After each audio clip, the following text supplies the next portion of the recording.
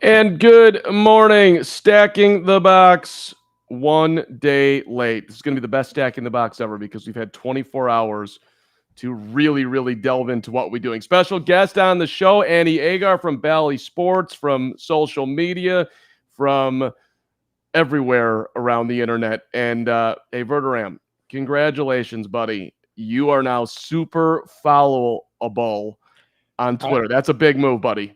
I am. Yeah, Twitter made it and allowed people to super follow me, which I'm still kind of figuring out exactly how that all works. Basically, I'm just going to give a lot of extra content for like $5 a month on Twitter. That's basically how this is going to play out. So it's going to be a couple extra spaces, and I'm trying to work on a few other things as well to kind of make it more interactive. Have a few that have jumped on so far, and I'll make it worth a while. Gave away a Jamal Charles jersey actually, so I thought that was cool. Yeah, it's been cool. It's been different. And I don't know why Twitter allowed me to do that, but fair enough. So hold on, you got reached out to by Twitter saying, "Hey, buddy, we love your work. We want to make you super followable." It wasn't quite worded like that, but essentially, it was. I got a notification saying that I'm eligible to have super followers and or ticketed spaces, and I guess I'm on some kind of a wait list for ticketed spaces. Although I'm not even sure if I'll super follows. Yeah, it's just they gave me the access to do it, and I was like, well, if I can do it, why not? Like, I don't see any downside to it. I'm not going to cut back on my regular like run of the mill content. It's just more if you want to super follow me. So yeah, it's been interesting. Didn't expect that, but yeah, why not? Why not give a little more to the people if they want to, throw a couple bucks my way? Appreciate that as well.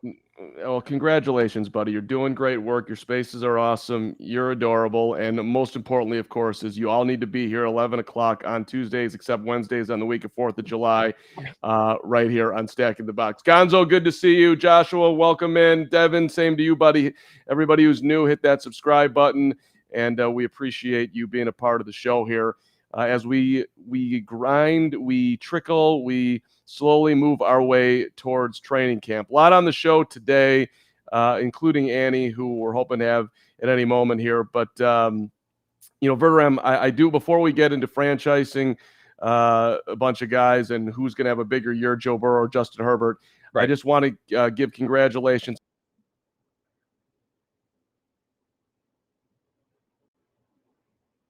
We're doing a DeWindy today at 5 o'clock. Frozen car. Great. No, you're good. You're good now. You froze for a quick second. You're fine. All right. Okay. I apologize. So continue to talk about. No, you're good. You're good. The Windy City. What do we got? DeWindy at 5. Jay Cutler was in town. He won a cornhole competition, and he spoke about Justin Fields, and he said that, hey, don't do the same damn thing that they did with me and have 17,000 offensive coordinators and coaches. That didn't work out. So I thought it was a good message from Cuddy, and he's still out there doing the cornhole. I don't know your cornhole talents, but shout out to Cuddy. I do enjoy a good game of cornhole. Although back in New York, it's called bags. Nobody calls it cornhole. But I think Jay Cutler, maybe, like in this case, he's right. I mean, I agree with him. But at the same point, I also feel like, is he really the one you want giving a franchise quarterback advice? Like nobody's. Well, I shouldn't say this. Let me rephrase that. Very few guys have done less with more talent. So I agree. A cannon of an arm, and he was basically Jeff George. Yeah, and Brian Urlacher was just on Barstool talking about it, saying that, hey, in practice, I was like, this guy is unbelievable. I can't believe he just made that throw. And a lot of people banged on Cutler in Chicago because he bailed out of an NFC Championship game against the Packers. People were like, he's a wimp. He sucks. He's not tough. It's like, no. Jay Cutler was tough. Jay Cutler took a lot of hits. Jay Cutler played through pain. Jay Cutler just was not a leader. Jay Cutler believed in his talent a little bit too much. That's how I would break it down. And Jay Cutler did not have the best of it in Chicago either. Let's be honest here. But he wasn't exactly set up for success. Although there was a very good defense there, and he had some offensive talent at different points. But he also was like, he bet on guys like Brandon Marshall, who's now an interesting person in the media space. But any rate, I figured we'd shout out Cuddy to start the show here just for a second. It's interesting though. And by the way, Brandon Marshall's really good in the media space. Really good. Like one of the people I enjoy listening to the most. Has the I Am Athlete pod. She does a really nice job on. Cutler just, but to speak on Cutler real quick, and then we'll just move on. But you know what? It's just he's a guy who I look at and I look back on, and I say he could have been great. He was merely good. Wasn't terrible.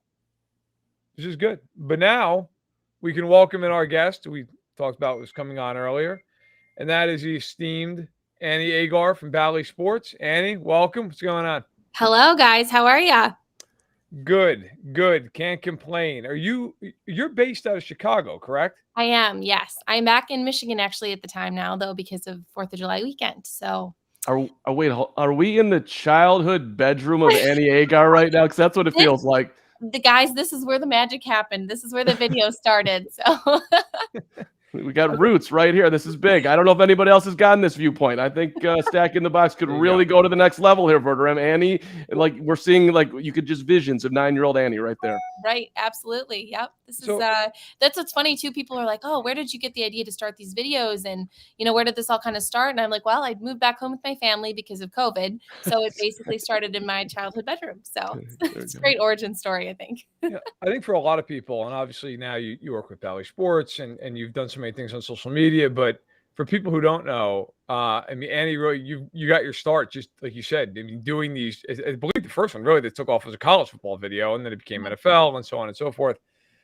I'm sure you've gotten this question a million times, but how stunned were you the first time one of them went viral? And it just went from being like this fun thing that you made and you put together to being like, wow, I'm getting a lot of attention for this.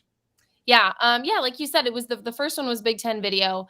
And I honestly didn't go in having a script. I didn't really plan out what I was going to do. I just knew that I just had gotten on TikTok and I just knew that there was an avenue that people needed this comedic relief during COVID. And we weren't really talking about sports because nothing was going on. We just had gotten ready to cover spring games in Michigan, like Michigan State, and they, everything came to a stop. So I saw the Big Ten because this is the area I grew up in. And I kind of knew the dynamic of, the hatred that Michigan State has for Michigan and Ohio State and that kind of dynamic, and saw that would be hilarious to put in a Zoom video on TikTok. And TikTok was a great avenue for it. So I just did it just to kind of put it out there and see if people liked it, if that was kind of, this comedy thing that I could maybe go into. Didn't really think much of it at all. And someone had actually put it on Twitter. I didn't even tweet it out. And I was getting tagged in it, and all of a sudden that was blowing up. So I quote tweeted it and put it out there myself. And that just, within 24 hours had 2 million views. So unbelievable reception of that video. And that kind of made me think, okay, there is this need for a little bit of comedy right now. I think we all kind of need to laugh. And it was a great connecting thing because people didn't, other than COVID, we weren't talking about anything really. So it was a great way to bring Big Ten fans together. So I started doing more conferences, and it just kind of led from there. But that was that Big Ten video was the reason that I kind of do what I do now. And it just, I could not believe that it blew up the way that it did. Well, as someone who grew up in Chicago, went to Iowa, and has rooted for Northwestern, you're very sad, my entire life, because you love the underdog. I know you're an Ohio State fan, Annie, and we can I don't get that underdog mentality. Yeah. You don't have any of that. But and by the way, Ohio State fans, I would say of all the fans that come into Ryan Field, the Ohio State fans may actually be the most obnoxious and the most drunk. But I'm sure that doesn't surprise you in any way, shape, or form. By the way, not at all. Yeah, I have stories I could tell you about that. For sure. Right. But what I got out of the video is that you really understood different personality types. What really sort of was behind many of the kids that chose those schools. So like you were able to it was easily identifiable because it was spot on. So I don't know where you get the credit of like the understanding of the human being as well as you did, but I think that's one of the reasons why that thing went so big. Thank you. Yeah, and I try to do that with my NFL videos too. It's not so much just making the jokes that maybe I would make or being super biased. I can make a million jokes about Michigan fans and think it's a hilarious video, but obviously that's such a small dynamic that I'm going to hit. Then now it's only going to hit target, half the Big Ten. Michigan fans are going to hate me. probably already do, but that's beside the point. But it's fun to do these videos because I try and really get in the head of the fan. So I will sit on Twitter, I'll sit on Reddit, whatever, to get in that fan and not just make jokes about what happened during those games that week, but also reference, inside jokes that the fan base has. Like there's certain Eagles fans are brutal, like there's certain inside jokes that each fan base has that I really try and tap into. So it's a lot of research goes into it. And like I said, the Big Ten came a little bit easier because I knew already kind of what each fan base was like. But for like the NFC East, for example, I didn't know a ton about those fan bases. And now I feel like I'm a part of each one. So I try and really show that in my videos. Before we move off this, Varun, let's just jump in once. USC and UCLA in the Big Ten, it's almost worse than Rutgers. It's really the end. Nothing is worse than Rutgers. Can we trade Maryland and Rutgers for those two? No, right, sure. Like if that had been the way they did it, like I'd still be extremely offended because it's all about money but college sports is basically over. But that is like pure death. Well, and football might not be so bad, but think of like a softball team traveling 5 hours across the country like this can be miserable. I actually think Washington and Oregon are quick to follow, I'm sure. Oh yeah. Right. Oh yeah. Well, the Pac-12 is about to be the Sun Belt Conference, but look, it's funny, Carm, you brought that up because I am, as Carm knows, I'm from New York. I grew up an hour away from Rutgers. I didn't know that. Okay. Rutgers is academically great. It's not even a school in terms of athletics. It's like people went there accidentally and just got together and put on the same uniforms.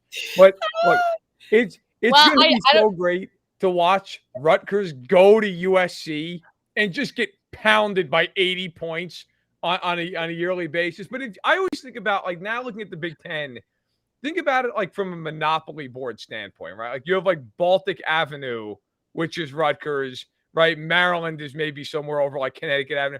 And now you've brought in like Boardwalk and Park Place. And it's just going to be a murder scene on an annual basis. I'm kind of here for it in an odd way. I'm ready for these glitzy, glamorous West Coast schools to go play Nebraska. Like that is going to be awesome to watch.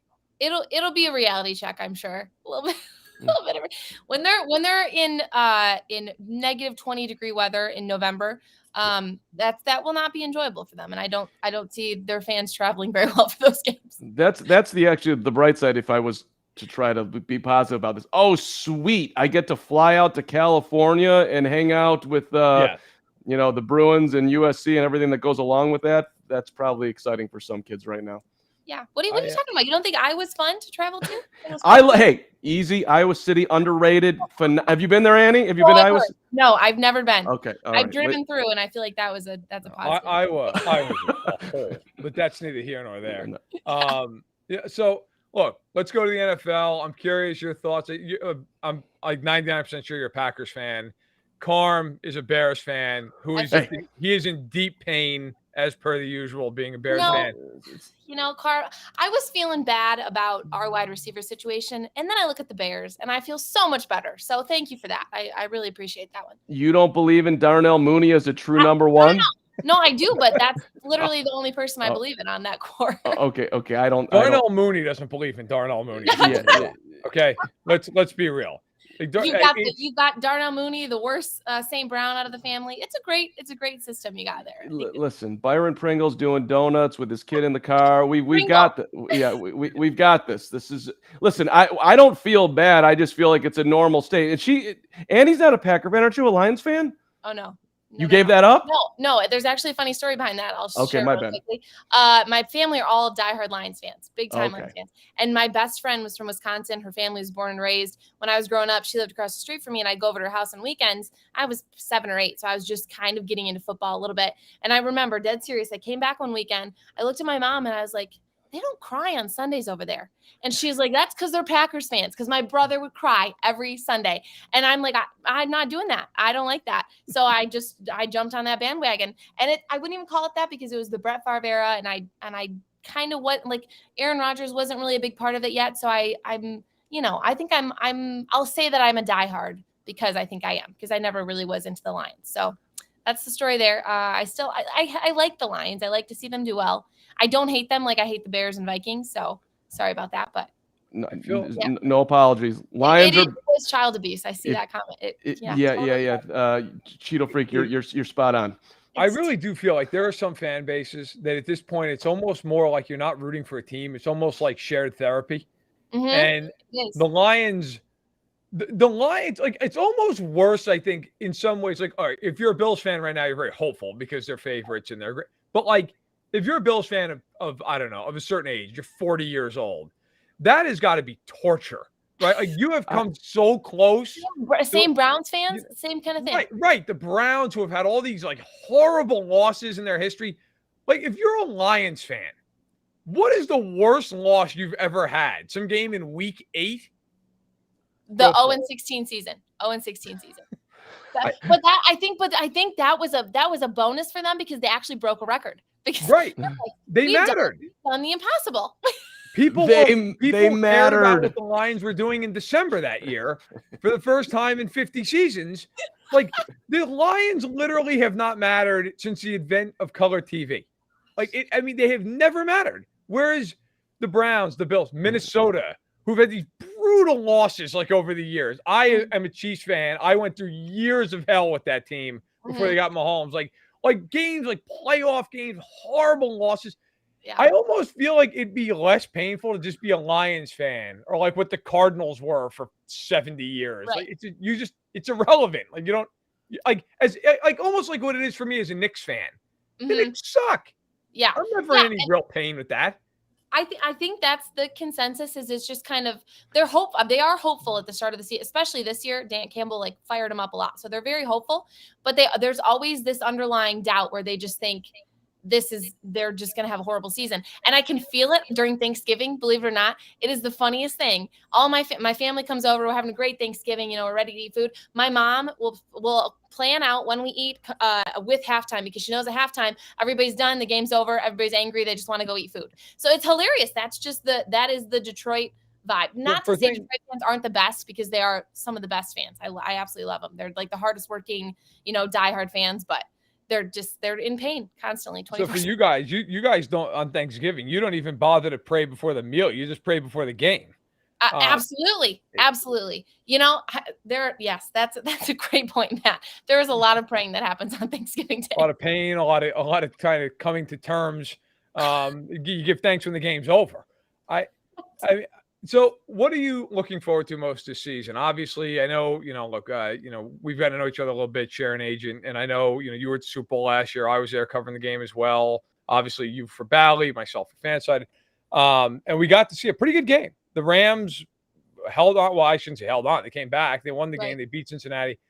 What do you think of the way the NFL season is setting up this year? Do you see it as the Bills or maybe the Bucs or somebody else is a clear favorite, or do you see it more as like, look, there are a lot of different teams that you could see getting to Glendale this year and being in Super Bowl 57?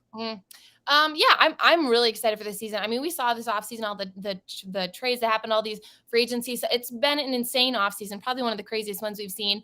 I'm really excited. Is it the Sunday night game that's Bills Rams, or the Thursday night game? It's the opener. That's the opener. Yeah. So I think that's a great start to the season already. I'm really excited to see. The AFC is so stacked. I think everybody, I don't know, I'm excited to see what Russ does. Like, I'm really excited to see how he does. In that division alone is going to be absolutely insane. People are saying like the Raiders are going to take that division. Like, it's so up in the air. And I can't wait to see how it all plays out. Colin Cowherd came out the other day and said he thinks Russ is like top 5 quarterback. Like, he's going to have an absolutely amazing year, and stuff like that can totally not what we're expecting to see. Like, we're expecting the Bills are going to be great, right? We're going to expect to see the Rams do well. The Bengals are going to be interesting. They can get, a great O-line and all that kind of thing. But I'm excited to see all of these things happen that we weren't really planning on. Like, can the Packers actually win an NFC North game? That's going to be, or an NFC divisional game. That's going to be great. I'm excited to see things happen that we haven't seen before, because I think teams are really figuring it out. And then there's the predictable things, like the Jets are probably not going to do great again this year.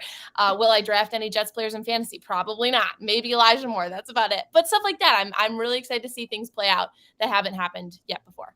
And speaking of the Raiders, someone said something about the Raiders. Devontae Adams. I just want to say that I miss him, and I hope he does well. I think he will. It's an interesting. Who will pass for more yards this year, Derek Carr or Aaron Rodgers? Which is a crazy Well, question to even apparently say. they're really close, according to Devontae. So they're like the same person. Right.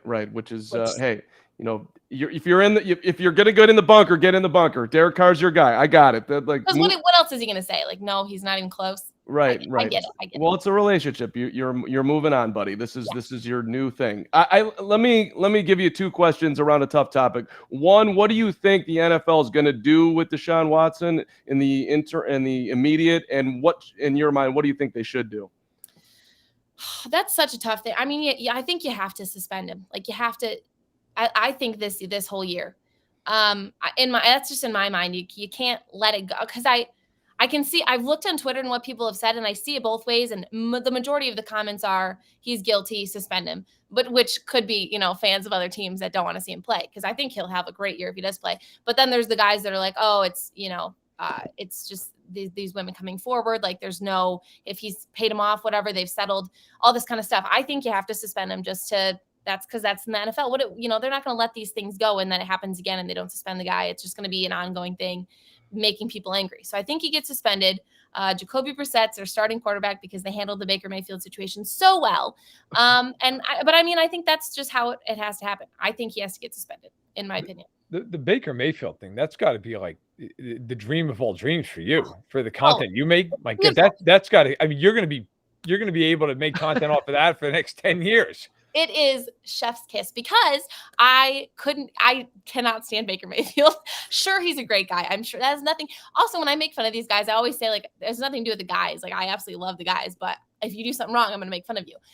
Baker Mayfield, when he was in college, when he planted the flag on Ohio State's field after the game, ever since then, couldn't stand the guy. So obviously, he's been the butt of several jokes that I have made and will make. But this whole situation is hilarious. And the bad thing is, it's more on the Browns than Baker. It's like being in a bad relationship, and then they're like, well, we're going to go find better. And then they come back and they just screwed over the whole relationship.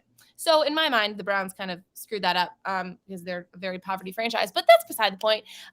Baker also didn't handle it well when he came out with that apology. So yeah, it's been perfect quality content that I can work off of. And I'm going to carry that through the season 100%. And I knew this offseason, all we'd be talking about was Baker. So it kind of works well. It's funny that analogy. Sorry, Colin, that analogy actually works, like the bad relationship thing, because it reminds me almost of, like, maybe you're in a college bar and you've broken up with somebody, and then that person comes in, and like the person they're with is just a disaster. It's a total disaster. They're chain smoking, like they're like they're I guess they're like their pants. Too many massages, right? Everything's a mess. And you're looking at it, and I guess in this case, from Baker Mayfield's perspective, and you're like, wow, that's not great. I don't feel terrible about this. But then you might get traded to Carolina, which is like the football equivalent of someone smoking like 4 packs a day. So it's like, did you upgrade? Or is it a lateral move? Like, if I'm Baker, I really feel this way. Like, let's say Watson gets suspended for a year. As much as if I'm Baker Mayfield, I absolutely hate the Browns. Yeah, I would tell them, look, I will loathe you privately, but I'll deal with you for the year, because I would much rather have the supporting cast I have in Cleveland than go to Carolina and win 6 games and then go be a backup quarterback somewhere. Like, if I'm him, I would almost want to play in Cleveland as a middle finger to the organization. Be great if he can do it, and then go make his money. But that's what I'm wondering, if it's an ego thing, because then like the whole dating thing, that's like going back to your ex and saying, yeah, well, I couldn't find better, basically. So I'm stuck with you. And I don't know if Baker would do that. I mean, what do they own?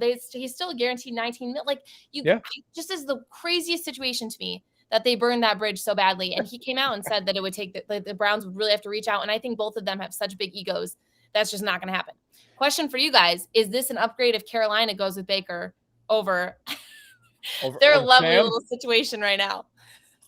I would say yes. But just to weigh in my thoughts on Baker, like, look, I don't care if I go to the CFL. I am not playing for you. You went out and gave this dude $230 million with 24 civil suits on him. It's the most offensive thing you could have possibly done. There is no way I'm ever wearing your uniform again. That's how I would look at it. I'll say, Sam Darnold is terrible. Oh, right. Baker Mayfield is decent. So from that, or you get a rookie guy that you don't know how he's going to do. Yeah, you have third round Matt Corral, who you're basically just polishing up your resume at that point if you're Matt Rule. So I think it makes sense if you're them. You might win 7 or 8 games with Baker, which is probably double what you're going to win with Sam Darnold. Right. But I think in the end, the bottom line is no matter how this plays out, the Browns just inexplicably screw things up more than any franchise. Like we talked about the Lions earlier. The Lions fan has to be looking at the Browns right now and going, wow, thank God we're not that. Yeah. Right? Which is really quite a bar if the Lions can say it about you. I just think in the end of this, I wonder if people remember at the end of when Watson was making his decision of where he was going to go, which is a fascinating sentence on its own when you're considering the predicament he's been in. The Browns were out. The Browns, it was reported they're out. I would have paid good money to have been a fly on the wall of that organization from the 24 hours they were out to when they actually traded for him. Right. At some point there was a call from Jimmy or D Haslam into the building. Look, whatever it takes. Yeah. And somebody there was probably this is a terrible idea. And it doesn't matter.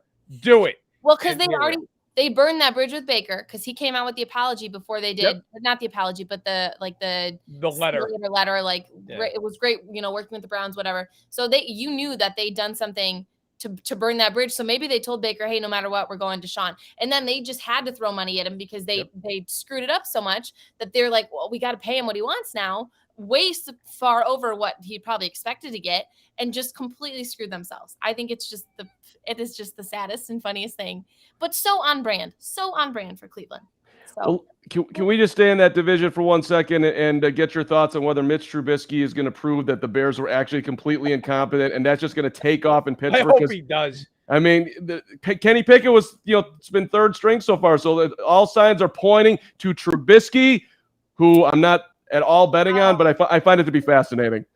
Yeah, well, I feel like if Mitch gets beat out by Kenny Pickett with his tiny little hands, that will be the biggest ego shot ever. But no, what's the consensus from what I'm getting from moving to Chicago? Chicago fans do not hate Trubisky, which was very shocking to me because I thought you all did. There is a split there. It's more. It's not so much a hate of Trubisky. It's more of a hate of Ryan Pace. It's of Matt Nagy. That is the true hate. Organization, right? Yeah. I mean, Mitch, you're a nice guy. You didn't do anything wrong. You probably weren't given the best. You weren't given the best circumstances. Let's say it accurately. It's probably not fair to him. But I don't think there's a lot. If you've polled Bears fans, will Mitch Trubisky be successful in Pittsburgh? I'd say that 90% would say no. Yeah. And the system thing, I think Tomlin, I think they'll have a better system for him, and work him a little bit better. And I see the comment. I think well, I don't know if he'll get the complete respect that he's due because I don't know how much respect he's due, but I think he'll be better than he was for the Bears. I'm interested to see how that. We just know he'll at least be more mobile than Big Ben, so there's a win already. And a better arm at the end of his career by a long shot. Come on, Mitch. If you put Patrick Mahomes in a body cast, he might have a better arm and more mobility than Roethlisberger at the end of his career. I remember watching. Was in a body cast half the time. It was watching him at the last 2 seasons. I've never seen a guy in the NFL wind up like he's throwing a javelin 80 yards downfield, and the ball would go 19 yards. And it took him 30 seconds to do it every time. That's why I firmly believe Juju Smith-Schuster, and I'm not a fantasy guy. Yeah. If Juju plays 17 games this year, I think he's going to have 1,300 yards. Just based off the fact the last 2 years, he's basically just got to take a break. Yeah. There's no, I mean, when is the last time that man's run a go route? But that's either here nor there. Look, Annie, we've kept you a long time. I want to ask you final question. Who do you have in the Super Bowl this year? Who's your pick? I knew you were going to ask me that, and I hate this question. Well, you got to answer. Let's go. Okay. Let's go Packers. I have to. I'll do Packers Bills. I'll do Okay. Packers Bills. Hey, Annie, before Rams, but that's a Packers Bills is let's okay. Believe in Green Bay. I'm actually with you. Before you go, I wanted to give you a chance just to shout out your brother. I've seen you talk about him, and born with cerebral palsy, and your parents apparently just held incredible vision. I've never met your parents, but they seem like the most amazing people. So I just thought it was really cool to learn about that part of you. Oh, thank you so much. Yeah, he's a big, and I tell everybody this, he's a big reason why I kind of started doing those videos, because if you don't know his story, you'll have to go look him up. Same as Johnny Agar. He has this mentality that anything's possible, and he was born with a disability that limits his everyday. He has to be helped to the restroom, and he has to be he has to get food for him and all this kind of stuff. Like, he can't just move like a normal person would be able to move, but he gets up every day with this mentality of just taking on the day. He's written a book. He does these Ironman races with my dad. He has been in an Under Armour commercial. He's just the most motivating human being and the most positive person. So if you guys, I go check out his story. He's just my inspiration for sure. And he reminds me every day that anything's possible. So what's a really cool guy. What's the age difference? He's 28. I'm 26. So 2 years. Oh, okay. So he's older. Okay. Yes. Unfortunately, he reminds me every day that he's Anything you want to plug here before you go as you're getting ready for the season at Valley Sports? If you just follow along on any of my pages, it's at Annie Agar and Annie Agar 5 on Instagram. We'll have a lot of content coming up. I'm starting a couple things before this football season that I'm really excited to share with everybody. So, just stick around with us, and hopefully we'll do some more stuff with you guys, because this has been great. No, absolutely. We'll catch up with you. Hopefully at some point here when the Packers have like a 5-game lead on the Bears. Perfect. And we can bring you on, and then Carm can explain to the masses. I can talk about how fun it is to own 2 franchises. That's total water off a duck's back. We're not in it this year, but we're trash. We've always been trash. They're rebuilding. 2023 Bears. We'll revisit. Just 22. We're hanging out. That's what we're doing. Oh man. Right, Annie. Thanks so much. Really appreciate it. Of course. Thank you guys. Be well, Annie. That is Annie Agar, Valley Sports. Got to know a little bit. Like I said, we share an agent, and Annie is awesome. Really appreciate her coming on. That was great. I thought, Carm, you brought up a good point. You're right with that Big Ten stuff that she does. Part of it is that she knows the personalities of the fan bases so well. So that definitely is a huge portion of why those videos have done so well. Well, the Northwestern clip is somebody who's like tilting down and looking and as superior as you could possibly get. So which I love my Wildcats, but we got that going on over there. And the clueless Nebraska was hysterical, and arrogant Ohio State, all of it. And USC and UCLA being in there just absolutely sucks. That was a ton of fun. Good humble bragging. Me and Annie share the same agent. And just got there's no brag there. Annie's a rock star. It's just that's how I've gotten to know her. Like literally, that's how I've gotten to know her. 26 and having that level of success is a hell of I will say a big this, time and accomplishment. I doubt you would mind. So I literally, I knew of her. Of course, I knew who she was the last couple of years just doing those videos. Didn't get to know her on any kind of a just a person to person basis until the last, I don't know, whatever it's been, year or so, 9 months. And of course she does all those NFL videos. She does them every week during the season. Maisie, every time, like there was one time I was just scrolling through my phone on Twitter, and Maisie was sitting with me, and that Annie dropped the video, and so I sat there and I watched it. And Maisie knows all the teams, so I thought she'd think it was funny, and she loved it. She loved all the different, because if you ever watch one of Annie's videos, she does all these different get-ups, and she goes through the whole thing. And so Maisie thought it was the coolest thing in the world. Like Maisie made me watch it with her like 4 times. It's like, oh, I love this outfit and that outfit. And I could be wrong. I think one of them, like Annie had like put like a clown nose on in front of the players. But anyway, I tweeted it out. I was like, my daughter just loves these videos. Like she thinks it's the funniest thing. And Annie actually reached out privately and was like, that's so cool that your daughter really likes that. That's awesome. So that that was that's kind of person Annie is. It was cool. It was fun. Maisie, it would always, like days after, like, is there another video like that? Is there another video like that? So she got into it. But they're one of the best things on social media. Those videos, they really are. They're awesome. It was appointment viewing last season. You were looking forward to after that. Yep. It was always popping up after the weekend. Like who was what's the angle? Where's she going at? Yeah. Right. So congrats to Annie. Thanks again for setting it up. And I had one other point that I to be honest, I knew it was Agar, but I wasn't 100% certain. So I was prepping for the interview. I go on YouTube to see it pronounced correctly, and I came across her TED Talk, which at 26 doing a TED Talk is a pretty good accomplishment. So I do recommend that video. There's a lot of interesting stuff in there and about possibility, and that's where I was learning more about her brother. Cool. So anyway, all right, we can move on. You want to go franchise tag here? Let's do it. Brown and Bates, huh? I mean, explain. there are a lot of players on the tag, as there are every year.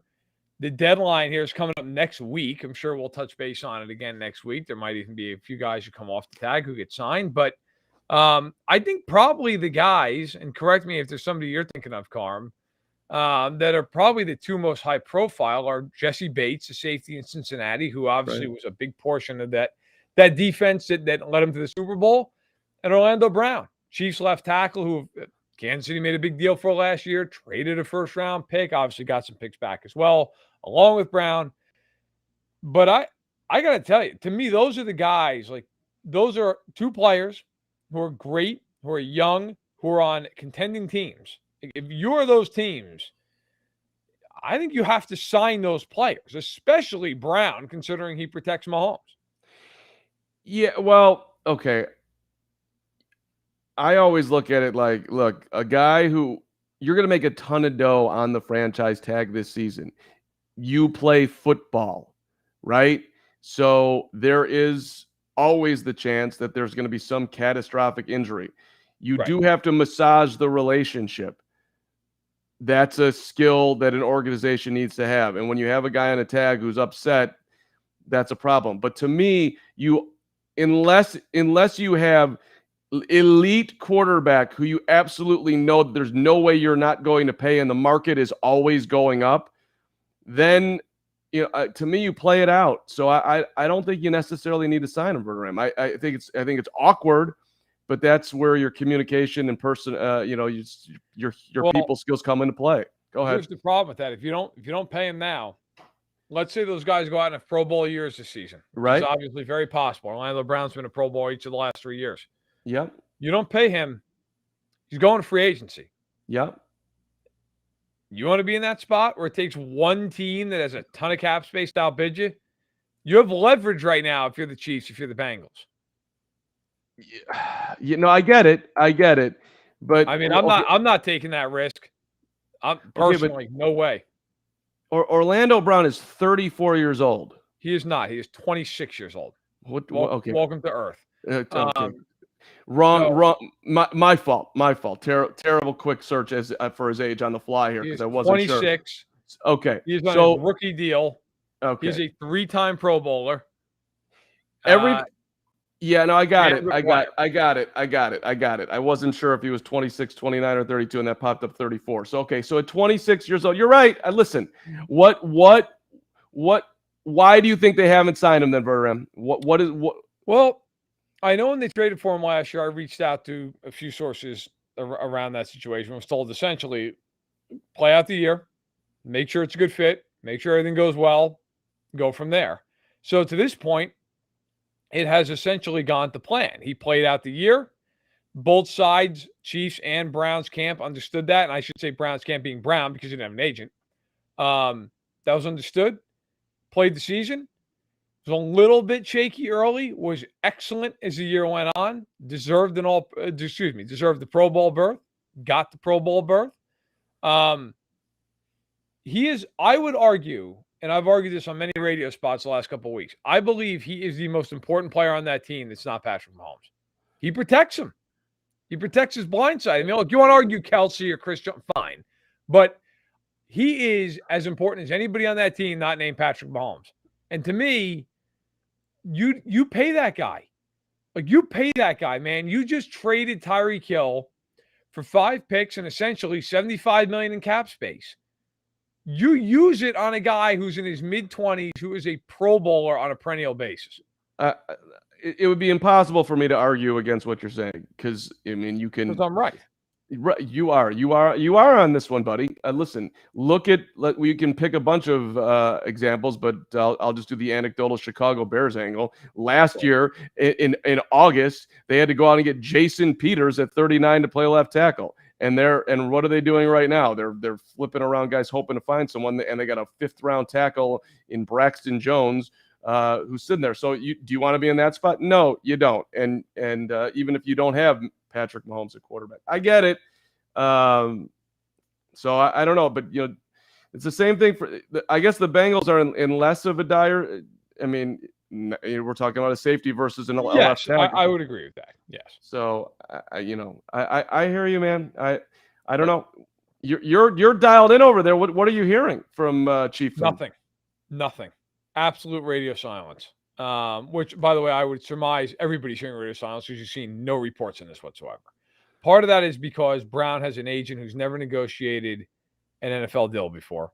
So you're not going to get a lot out of that end of it. And the Chiefs have been very buttoned up about it. So, look, I think right now, by the way, here are the players who are on tags. So Orlando Brown, we've talked about, it's on a $16.6 million. David Njoku was tagged, but signed a long-term deal. So that's taken care of. Jesse Bates, we've talked about him. Mike Gesicki of the Dolphins. I could see them playing out the tag there. Look, obviously any of these guys could sign. I'm not ruling that out. I'm saying, he could. There's a world where he had 780 yards last year. Maybe if you're he or the Dolphins, you say, look, it's in the best interest to play the year out. Dalton Schultz, also another tight end, Cowboys. Does he play the year out? Does he sign long-term? I'm going to try to do a little bit of work on that. But he's somebody who you look at and say, okay, could he sign long-term? They just lost Amari Cooper.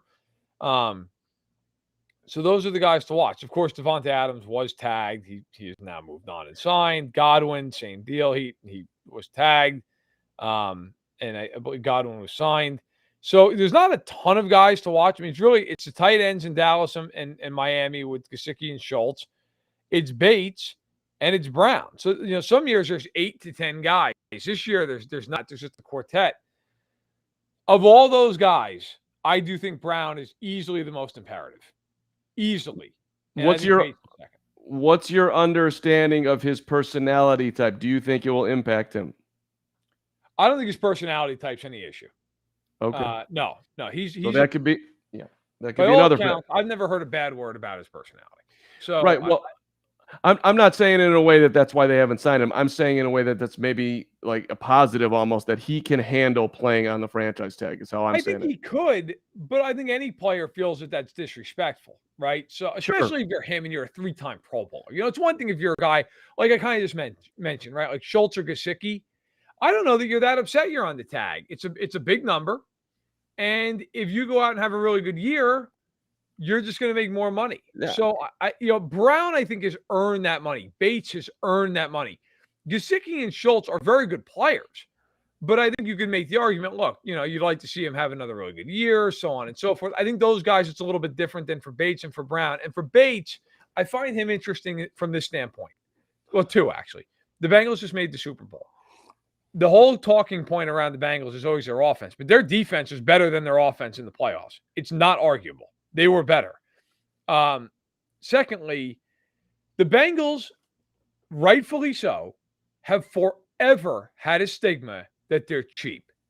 They have never spent money. Now you've got a guy in Bates who's coming up, needs a contract. The Bengals have typically, unless you've been A.J. Green or Andy Dalton, and maybe there's one other guy I'm forgetting, they do not spend money. The last couple of years, that started to change. They signed Trey Hendrickson. They went out and signed Mike Hilton.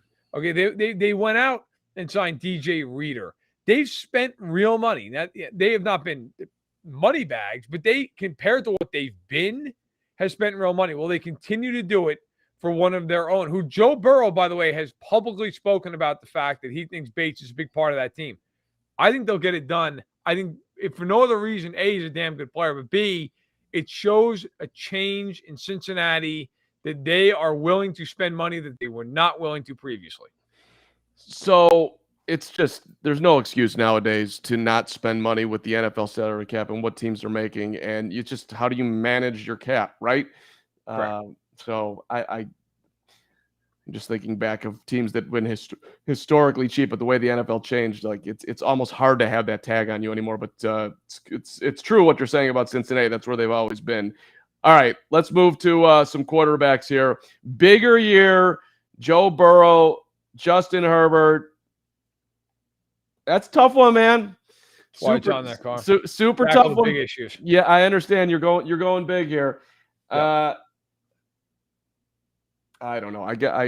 Listen. I guess at the end of the day, I'm gonna bet on the clutch factor and the talent of Joe Burrow. But I do worry. I just feel like that body is always on the verge of getting cracked and missing games. So it feels risky, but I'll go with the dude that was in the Super Bowl last year just to get even better. All right. So I'm also going Burrow. And I think it depends on your definition. If you ask me who I think is going to throw for more yards, I'd probably take Justin Herbert. If you ask me in an overall sense who has the better year, I'm taking Joe Burrow. And the reason is I think the Bengals are better than the Chargers. Like, I know there's this weird thing. Look, the Chargers are really talented. Okay. If you took their top 10 players and you matched them up against any other team's top 10 players, they might have the best 10. You could really make that argument. Here's the issue with that. The rest of that roster, not great. Not great. Like, you get past that top line talent, and there's a lot of questions. And in the NFL, guess what? Guys get hurt. It happens. The Chargers have a million guys in those top 10 who get hurt all the time. I believe more in the Bengals because I think they're a deeper team. I love their offseason. And by the way, I like the Chargers offseason too, but I love the Bengals offseason, filling out the offensive line, adding to the defense in the draft, guys like Dax Hill. And I think the weaponry in Cincinnati, I could make an argument they have the best weapons in football. I mean, that team's loaded. You got a great receiver in Chase, a really good one in Higgins, a very solid one in Boyd. You've got Mixon. They did lose Uzama, who I think matters, but the line's now better. I do think it's close. You could argue it either way, but if we're talking the totality of the year, I think the Bengals are better, and I do believe in the Bengals more than I believe in the Chargers. Yeah, I mean, if you had me bet whatever dollars are left in my wallet, all three of them. You've already lost on this. I got to pay up for you, son. You got to give me some direction, and I can't wait to send you some food. Or maybe I'll just do it on my own for next week. I'll just go off the board. In fact, Verderam, you will be getting a delivery next week for the show. Good. So unless you want to make a request, it's going to be whatever I figure out. So just if I don't hear from you, something will be coming up to your door in Verderam land next Tuesday at 11 o'clock. Okay. All right. If I did bet the $3 on who's going to throw for more yards, that part of it, I would take Herbert. You're going to, you're going to be, I would think you're going to be chasing more and you're just going to throw the football more overall. Not to go off the board quick, but I just think it's interesting. What percentage would you give the Chargers to make the playoffs? Just to make them? 61%. Do you think? I think we're both on the same page based off this conversation. Do you like the Chargers better than the Bengals or no? I do not. The Chargers fascinate me, man. The Chargers. If you told me that team was going to go 12-5, make a deep run, I'd be like, okay. If you told me the Chargers were going to just go 8-9, I mean, how could you not see it after all these years with this team? Like, you definitely could. Yeah, and also logically, this should be another big jump of a year for Herbert. Should be. Yeah. So what does that look like as far as how many wins and what they can do in the playoffs? If I'm a Chargers fan right now, I am super excited. I can't wait for football to come around. I'm not dreading the season and thinking we're going to go 8-9, 9-8. I'm dreaming it big. However, we're talking about logical plays here, and I'll take Cincinnati over the Chargers. Certainly right now. All right. Running backs for bigger 22. Derrick Henry, Jonathan Taylor. AFC South, both guys. I think it's pretty fair to say two best running backs in football. Yeah, I'll take Derrick Henry. I think he'll have to. I think the ball will be in his hands more than Jonathan Taylor at the end of the end of 2022. But tough, I guess I'm being optimistic that the Colts are going to make a major jump at quarterback. Let's go. It's time. You can do this, Matt Ryan. Come on, buddy. Well, 37 years old. You're going to take a little bit of the load off of Jonathan Taylor. So I've got to go Henry for two reasons. And you kind of outlined them. One is the Colts are actually going to have a quarterback, and I think they're going to throw the ball more this season. So just based off that, I think Taylor, it becomes less of a burden on him. Now, you could argue it the other way and say, hey, maybe he faces less defenders in the box. Sure. Henry, on the other hand, might be the first running back to get 650 carries. Like that team is going to just be like, we're running the ball on first down, second down, third down, maybe fourth down, the occasional fifth down, ninth down. I mean, they don't have Treylon Burks, no idea what he's going to be. Robert Woods is fine, but he's not A.J. Brown. Julio Jones was a bust last year. He's gone. Like, the only way to me I wouldn't take Henry here is if you just think he gets hurt. I mean, that's it. Because otherwise, I'm not kidding when I say this. He might set an all-time record for carries in a season. You have an extra game now. You've got a quarterback that they don't believe in. I don't. I mean, every time you watch them in a big game, it's evident they don't believe in him. They're terrified of him making a mistake. I could really see a scenario where he averages, I don't know, 20. Because what's the record? I think the record's like 416. So if he averages 25 carries a game, I could definitely see that happening. Well, look, just to give the stats here, in 2019, he carried the ball 303 times, which was the most in the NFL. In 2020, he carried it 378 times. Yeah. Which, by the way, that's in one more game. He played 15 games in 19, 16, and 20. Last year, of course, he was hurt, played 8 games, carried it 219 times. But In 8 games. In 8 games, right. So if you were on pace for 440 carries. More. If he's at 438 through 17. You're right. 17 games. He's on pace for what's 430 whatever. More, about 470. So I'm telling you right now, if he stays healthy for 17 games, he's breaking that record. We should have Heisler. Heisler's just getting back from his vacation. He's a slacker. But next week, we find ourselves to ask him that. Like, are there odds on the board for Derrick Henry breaking Larry Johnson's all-time record for rushing attempts in the year? Because I'll tell you right now, injuries are the only thing that would stop it. Because he's going to break that record otherwise. You can take that to the bank. Well, and the scary, well, I don't know the scary part, but like the interesting part, I guess I'll say, he averaged 5 yards a carry in 5.1, and then it was 5.4 in 2020. Now he dropped off by a yard a carry last year, but I think we could put a little bit on that, him coming back from injury. Yeah. So how much do you try to preserve Derrick Henry for the long term versus just running him into the ground? I bet that they'll choose to run him into the ground. I do too. Yeah. Clyde Edwards-Helaire or David Montgomery this year, bigger year. Gonzo, I'm going with David Montgomery. That's another guy that's going to get the ball a ton. I would too, because the Chiefs are going to just ball with CEH and Ronald Jones and McKinnon, and also the Chiefs have Andy Reid as a coach, so they will run the ball like 8 times a game. Team more likely to make the playoffs. We're in New York. Jets or Giants? You got to say the Giants, don't you? You do. The reason I put this on there is I have seen a lot of you that I respect and maybe I have less respect for now, who are like all in on the Jets. I just do not understand how. I know a couple of weeks ago I read off their schedule on this podcast. That team's lucky if it wins 5 games. Their schedule's insane. Like, if you have missed a couple of podcasts ago, first of all, where the hell were you? Second of all, go look at their schedule. That schedule's impossible if you're the Jets. They're seriously lucky if they're 2-8. Let me rephrase. I think they will be 2-8.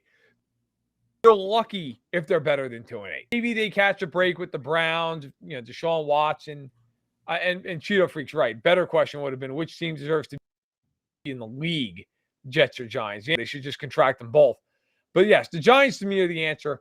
Dable, first-year head coach, did a great job. Buffalo, Josh Allen. Can he have a similar effect on Daniel Jones? I wouldn't rule it out completely. I also love that they brought in Mike Kafka over there as a QB coach, who was with the Chiefs. Now he's your offensive coordinator. Like, the Giants defensively are not going to be very good, I wouldn't think, but offensively, they've got a lot of talent. Like, the Giants offensively have a lot of weapons. So if you can straighten out Jones, maybe you got something nearly as good. The division is not nearly as good. So I would take the Giants all day as being hey, you know what? You fix the offense, you win some shootouts, the division's crappy, you go 9-8 and you're a 7 seed. Yeah, I don't know if I quite say the division's crappy because I think Dallas is pretty damn good, but we'll see if they can somehow. I guess I should say comparison to what I think are in the AFC, or I would argue maybe the AFC South is weaker, but Washington is not good. No, I think are good. I don't know if they're great, but I think they're good. I think the Eagles are good. Dallas, I don't know what the hell, man. Dallas, I don't know. I could see them being really good. I could also see them winning 9 games. Yeah, listen, in its totality, I'm not arguing for the NFCs, but I do think for the Giants to jump ahead of Dallas, I'd be stunned. I don't think they'll do that. But could I see them being a wild card team? Like if everything went right in that conference, maybe. Yeah, right. And we're also we're talking long shots. We're talking about the Jets. So I'll go with the New York Football Giants. All right, that, by the way, is a great full circle for the podcast because you mentioned Mike Kafka. You know where he went to school, buddy? Northwestern. That's right, pal. We started with this little Big Ten. Go Cats. What's up, Mike Kafka? I see you. We've packed a lot in the show. We've gotten through all of our topics. We had Annie on. Annie stayed for like a half hour, which is super nice for us. So we have we got a lot in the rear view, but we still talk about one thing, and Carm, that is NBA free agency. And everything that's gone on, Carm. Look, the people demand it at this point. It's like a bit now. They know it's coming. The Knicks overspent on Jalen Brunson. I look forward to him being a guy they try to trade in a year and a half. Look, he's fine. He's, like 18 points a game. And he'll be good, but he won't be what everybody in New York expects him to be. So that'll be a disaster. The Knicks and everything they did to clear all the capabilities to bring in Jalen Brunson and do tampering along the way that who knows what the NBA is going to do there. Nothing. They might do a little bit of something that could cost them a second round pick, but we'll see. The only thing that really is interesting to me, or the biggest, I shouldn't say it like that. The biggest interest that I have is the Durant part of the world right now in the NBA. And I'll break some news for you, Verderam. There are teams that are trying to trade for Kevin Durant, that are being offered Kevin Durant, and they're saying no. The New Orleans Carm sources are telling me that the New Orleans Pelicans have offered both. Have been offered. Do you want Kevin Durant? Give us Zion. No, give us Brandon Ingram. And the Pelicans are saying no. Hey, New Orleans, wake up, dude. He's still Kevin damn Durant. I understand he's a pain in the ass, and this is super ass embarrassing. I mean, really, you're a guy that's supposed to just be about, just hoop. Well, dude, Kyrie is right there for you, and you got Ben Simmons. You really need to go somewhere else. You're upset. And by the way, your series with the Celtics was actually pretty damn close, even though you got swept. You lost by a total of 16 points in the 4 games. As a Knicks fan who has nothing to live for in a basketball perspective, I want the Nets to have to run that thing back. I want to watch that as Kyrie's moping around, she doesn't want to be there, and Kevin Durant's moping around, she doesn't want to be there, and Ben Simmons comes up with some injury on Halloween that keeps him out for 6 months. I want to see that all play out. Well, how about this? I'm here for it all. How about it plays out differently? How about KD's like, please trade Kyrie exactly where he wants to go, send him to the Lakers, and give me Russ. That's right. We're going to prove. Dude. He's shot, man. He's not so shot. tough. He carried the Wizards to the playoffs the year prior. That was a terrible situation for him. He's not, dude. Okay. I'll give you a 26% chance that he shot. But even a shot, Russ is going to play. Russ is going to play his He'll do that. He'll play hard. I'll grant him that. No doubt. Right. He'll play his ass off. He'll be there. Whereas Kyrie is going, he'll read something on Twitter and then be like, you know what, I'm not playing tonight. So screw Kyrie. Send him where he wants to go. Get rid of his ass. And then you have Russ on the last year of his deal. And hey, Kevin, we're not trading you. We got you for 4 years, buddy. So this is where I want to conclude this. I did a Spaces on this because this riled me up to no end. I don't know why. It just did. It is what it is. These are turbulent times. Okay. Look, I do not understand the NBA's thought process with star players demanding trades. If you're a guy who has 1 year left on your deal, I get it. Okay. You want to get something back for the guy. He's going to leave anyway. Sure. Kevin Durant demands a trade through his representation. And the Nets just instantaneously, according to everybody who covers the league, is like, okay, we're gonna investigate it. We're gonna figure it out. Why? He signed for 4 years. If I was a general manager in Brooklyn and I got that call, hey, he wants out. I'd be like, that's fantastic. Anything else? Because unless he's sitting out the next 4 years and he's willing to forfeit his salary, he's playing in Brooklyn. That's what's happening. What is he going to do? What is he going to do? Going to retire? He's not going to do that. I'll tell you why they're willing to trade him. It's the same reason why, and I don't want to get too political here, but it's the same reason why we have the gun laws that we have in this country. If you trade him and you're in the Nets, then that whole organization just bought about 4 more years versus, you went out and spent this much money and we suck and you're all fired. So if they're able to, it just would be simply based on job security. We get rid of him. We got to rebuild. I get to live in the sun here and make millions of dollars, whatever the salary is for the GMs and I mean, Steve Nash, what an absolute disaster that dude is. I love Steve Nash, but NBA, as a coach, he's overwhelmed. Right. Who could have seen that coming? It would buy their management time is why they'd be willing to do it. These teams, it's even like the Ben Simmons thing, and I give Daryl Morey credit with that. Like Ben Simmons did everything possible to get out of there, and Daryl Morey was like, "I'm not trading you until it makes sense. I don't care. You can sit there till kingdom come. I am not trading you." And they ended up getting Harden for him. Now, you said whatever you want about Harden. That trade looks pretty damn good for Philly right about now. That trade was phenomenal. I don't understand in the NBA this constant, like almost like held belief that got to move him. We got to move him. The guy wants it. I would tell him, if I trade you, I'm trading you to Sacramento. That's where you're getting traded. That you want out? You want out? Because that's where you're going. Like, I don't care. Like, I'm not in the business of doing you a favor. If I'm can you imagine if Josh Allen in the NFL tomorrow with the Bills was like, I want out? The Bills are like, that's cute. See you at training camp. Like, there's no way they would trade him. Right. No, I sure, I'm with you. Hey, you signed the deal. You're going nowhere. See you in training camp, or not. You will just right. We don't give a shit. You're not going anywhere. Would you like to retire? Because that's what will happen. Like I'll never understand the NBA being they're so terrified. Like we've got to give in. We've got to give in. Now, Kyrie, I trade him in a heartbeat. That's a whole nother story. But Kevin Durant, there's no way I would trade Kevin Durant. That's insanity. When you can't figure it out, just follow the money and follow the job security. Lastly, quickly, how do you feel about Andre Drummond? Andre Drummond is old and bad and not exciting, but the Bulls have had a very stick to the core. That's right. We believe in DeMar. We believe in Zach. We believe in Lonzo Ball to come back healthy, but not fully because we're going to go sign Goran Dragic for 1 year. So they want to see what this team can do. And the NBA, like you have to. The NBA is just different now. There's no real quote unquote rebuilds. You have like 3-4 year windows And the Bulls are in one of their 3-4 year windows right now where they're going to see how much they can squeeze out of this core. And so most likely they're a middle of the conference playoff team that's not a disaster, and they make Jerry Reinsdorf a couple dollars, and the United Center's full, and they're relevant. That's what's likely to happen. Or Patrick Williams turns into a superstar, and all of a sudden, and teams get hurt, and the Bulls have a 14% chance of pulling off a miracle. I mean, look at the Celtics. Nobody had them in there.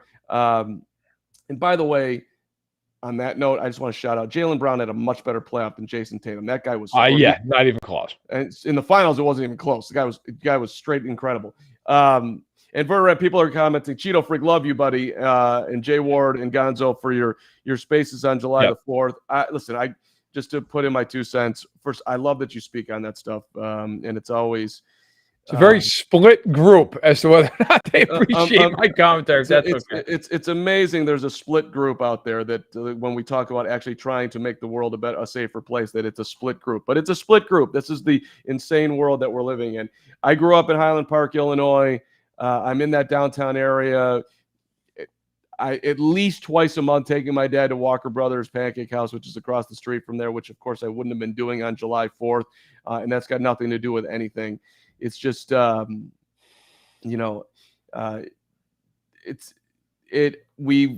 we haven't learned by now, of course, it can happen literally anywhere from Uvalde to Buffalo to Highland Park to all the ones that I'm forgetting about right now, because there's a zillion of them. I mean, it's just sad and tragic. And we got a 2-year-old kid whose both parents got orphaned. Essentially, he's now an orphan. I mean, sorry, buddy. There's absolutely nothing we can do, and we did this. We absolutely did this, and you're going to grow up. I don't know if you'll ever remember your parents, which might actually be on some level a slight, weird, blessing to, like, he's so young that he maybe doesn't remember this, but like at some point he's just going to be sitting there like, oh my, he's the right. You're going to find out. Just incredible, just absolutely incredible, and I just so damn sad. Yeah, we're at the end of the pod, and so if you don't want to hear this, that's fine. You can turn it off. I don't feel bad about saying that. Listen, there is this trope of people, this trope from people of a certain mindset who will sit there and yell at you till the end of their lives. If you don't love this country, if you're not happy with this country, leave it. To that I say, I do love the country. I want to see the country get better.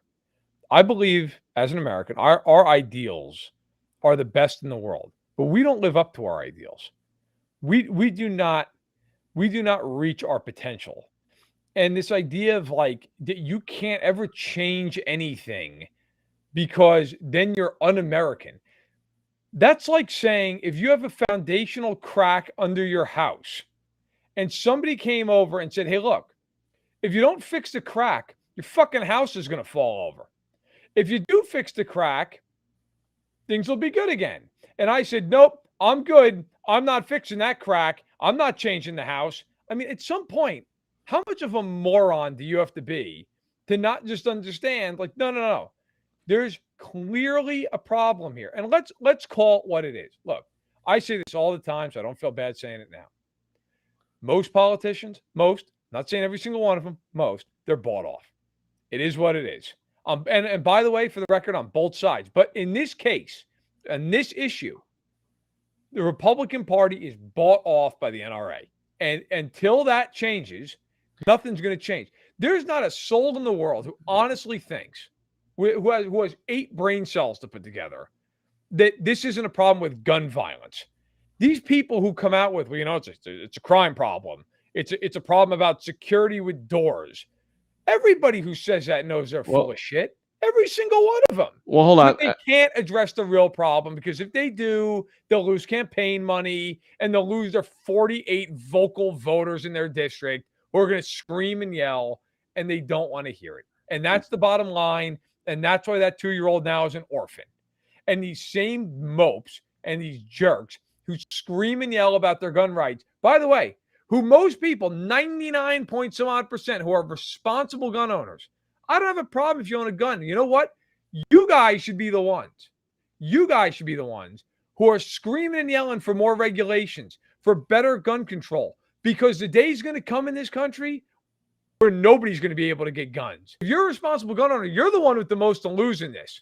Like, I don't understand how nobody can see that. But again, money being bought, here we are. It's a tragedy. It's senseless. And unfortunately, in this country, it feels like a daily occurrence. A red whip. I see your comments. No one's saying that if they ban AR-15s that we're going to live in a perfect world. Okay, but let's not make perfect the goal here. Let's make slightly better. How about that? And we used to have an assault ban in this country. We had it for 10 years, and then it went away because of everything Verderam just named. So, look, logical steps to make things better. I don't understand exactly what people are fighting for. And of course, we want our freedom, and then there's the complete and utter hypocrisy of you can't have an abortion, but then let me have my gun. It's really utterly incredible what's some of the narrative or what's happening, period. We're going in the I appreciate Ray Whip's commentary here. He says, for people who can't see it, you guns even if they ban them. So what's your solution? My solution is look at the rest of the world. And these countries that make it really hard to get guns, impossible, but difficult, through laws, through regulations, through licensing, through training, through testing. These countries universally do not have a problem with mass shootings anywhere near the scale the United States does. And we're not the only country that has mental health issues. That would be the world. Everybody in the world does. And I mean, it's enough. There's one commonality between every single shooting in this country. One, a gun. That's it. And by the way, I'm not anti-pro-A. I am pro-2A. But I am also pro-common sense. It needs to change.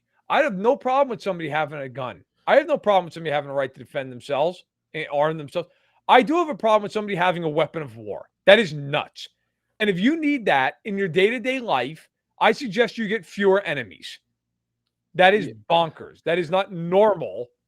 And this country has to change so kids stop growing up without parents. So Jim Bob Danny Frank can have an open conceal in Kentucky and walk around with a shotgun.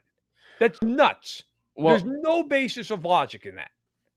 Well, in this, what's been reported is in this case, the dad went and authorized his kid to get this gun, and they knew what issues his kid was having. And I'll throw this one out there too, and then Verderam, we can say goodbye and thank you so much for watching. And I know this is a conversation that some people want to have and some people don't, but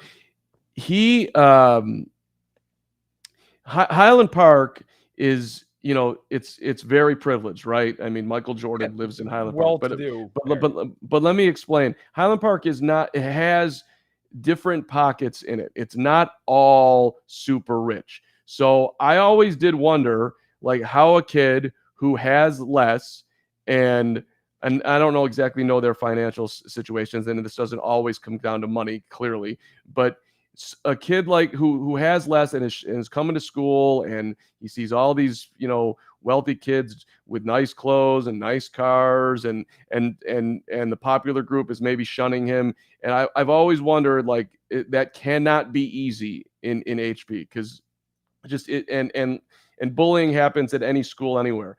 So I do think there is a conversation that can be had or should be had about how young people can be better to each other. Well, but that is a very nuanced and incredibly challenging. Can we make it 2% better conversation? This is more of a let's do logical things to make the world safer. And yes, it's not going to be perfect, but it should be better. And that's all I got. Yeah, listen, it's sad, it's tragic, but I'm done not saying anything, and I'm done listening to these bullshit arguments about that. Hey, well, if we ban guns, criminals are going to get them. Yeah, well, the Uvalde shooter, the Highland Park shooter, they got them legally. There are these arguments about, well, if there's a good guy with a gun, there were plenty of them in Uvalde, and they sat in the hallway. So spare me. My best friend in the world the closest thing to a brother I'll ever have is a police officer. You know who'd like to see, like, you know how pissed off he was after what happened in Uvalde? How ashamed he was, a furious. I mean, the angriest I've ever heard him. And now you look at Highland Park. Look, that, I've seen some people say, well, the police were there. How does that happen? Because you're at a parade. Nobody's expecting a mass shooter on a rooftop at a parade. Like, you have to, let's face it, most people are pro-gun or pro-police. Okay, I am very pro-police, for the record. Not that they're perfect, because there are plenty of issues there, but I have a ton of family that's in the police, has been in the police, retired. Okay, if you want to help the police, help them by getting some of these guns off the street. Help them. And it is what it is, man. The whole thing's disgusting, but I'm not going to sit here and listen to BS arguments. You have common sense, you want to come to me with an argument, I'll hear it all day. I'm not here for the BS. All right. Let's say goodbye. All right. Hey, Jay Ward, Cheeto Freak, Red Whip, whoever else is in here that I'm not. Gonzo, love you, buddy. I saw a ton of comments coming in. Thanks to Annie, by the way, for being on the show as well. I'm sure she's still watching. She loves this program, damn it. We are back next Tuesday at 11. Your next Arrowhead Addict podcast is when, Verderam? Tomorrow in the afternoon, I'll shout out a link when we go live, and I got plenty to talk about. Training camp is only a few weeks away. The Windy will be fun today at 5. Jay Cutler was in town playing cornhole. We started the show with it. Beautiful. He's got some interesting comments, so it'll be a good one today with myself and Herb Howard. Feel free to hit that subscribe link. Windy City. Thank you very much. Verderam, good to be with you, brother. Have a great trip to New York. When are you going? 2 weeks from today. 2 weeks from today. Okay, so we'll talk about that next week. All right, have a great day, everybody. Thanks so much. Okay. 5 o'clock on